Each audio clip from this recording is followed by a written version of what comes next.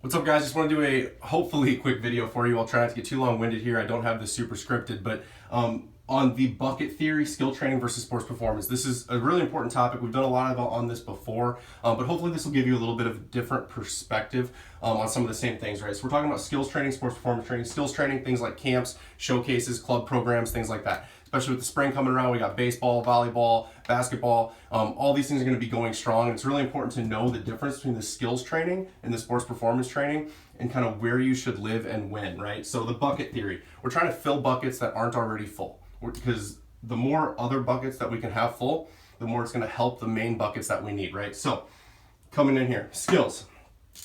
As when we're born, we have a natural amount of skills, right? Everybody has different skill sets.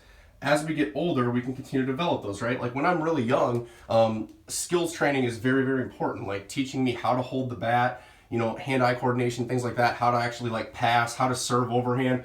There's a lot of skills we can develop as we get younger. But see, as we get to high school, this really taps out. There's not a lot of room for improved skills training. Like your high school coach isn't going to teach you a new way to hold the baseball bat. They're not going to teach you a new way to actually hit the volleyball. What's going to happen though is because all these coaches are saying, hey, we got to get more reps, we got to get more contacts, we got to get more playing time, swing harder, go faster, blah, blah, blah, blah, blah, skills, skills, skills, skills, skills. Like now I'm going to just try to force it with my shoulder, but I'm not strong enough to actually decelerate my shoulder, so that's going to cause some pain back here. I'm going to crank all that through my back because I don't have the proper movement or power training to actually do that. So there's not a lot of room for skills improvement, and forcing it is not a good idea.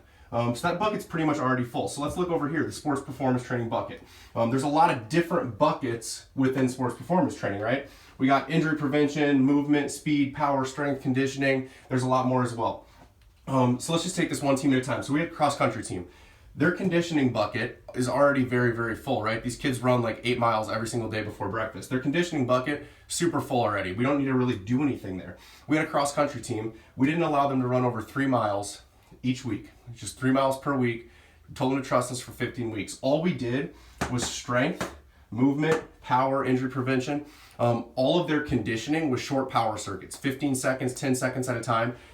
We did that for 15 to 20 weeks. The first meet of the year, when they went back to running their long distance event, every single athlete got a PR in their first meet of the year. Every single one of them got better at their long distance event, and we did nothing long distance because we filled all these other buckets. So look at injury prevention, power. Power's another good one. Let's look at wrestling. Power, power, power. All these crazy circuits. Most wrestling teams in the area all do like CrossFit or Insanity or some weird beach body workout because they feel like they have to just be like dying the entire time because that's what wrestling is we go and we go and we go. That bucket's already really full. So there's not a lot more we can fill there.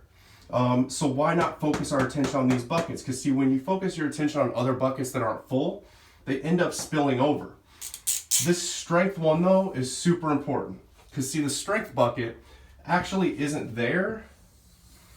The strength bucket is right here. Because if you're stronger, and especially if you don't have a lot of training experience under your belt, middle school, high school, everybody watching this, if you're stronger, you're going to be more resilient to injury prevention. You're going to have better movement skills because you're going to be able to maintain positions for longer.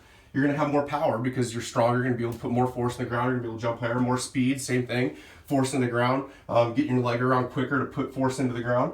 Conditioning, your conditioning is going to go up. Your muscles are going to have more capacity to manage waste products, manage energy more effectively. The strength bucket fills all of these buckets.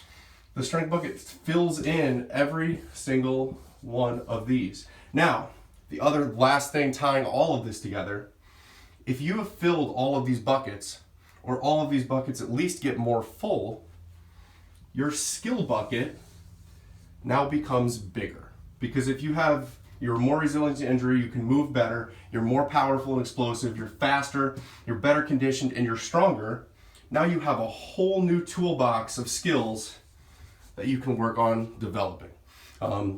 So keep all that in mind, guys. Your actual skill development, there's not a lot you can do until you start focus on some of these buckets that are very, very empty for a lot of you.